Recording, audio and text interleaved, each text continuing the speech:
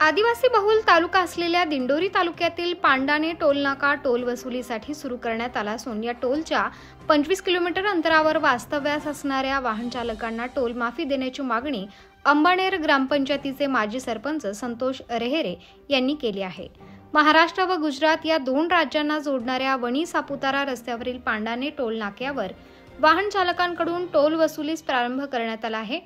953 क्रमांकाचा असलेल्या या राष्ट्रीय महामार्गावर अनेक बाबींची पूर्तता प्रलंबित आहे।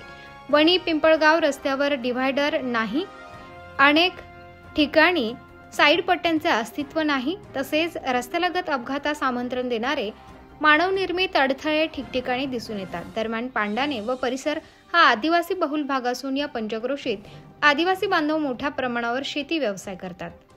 नाशिकच्या बाजार समितीत प्रतिदिन भाजीपाला व गुजरात राज्यात टोमॅटो, द्राक्ष, स्ट्रॉबेरी व भाजीपाला शेतकरी उत्पादक वाहतूक करतात। मात्र हा टोल सुरू झाल्यानंतर शेतकरी वाहन चालकांना हा अतिरिक्त टोलचा भुर्दंड बसणार आहे।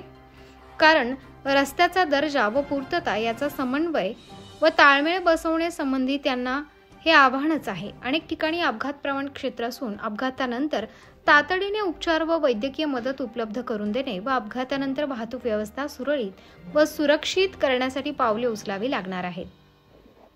उत्तर महाराष्ट्र न्यूज नेटवर्कसाठी सागर मोर, वणी।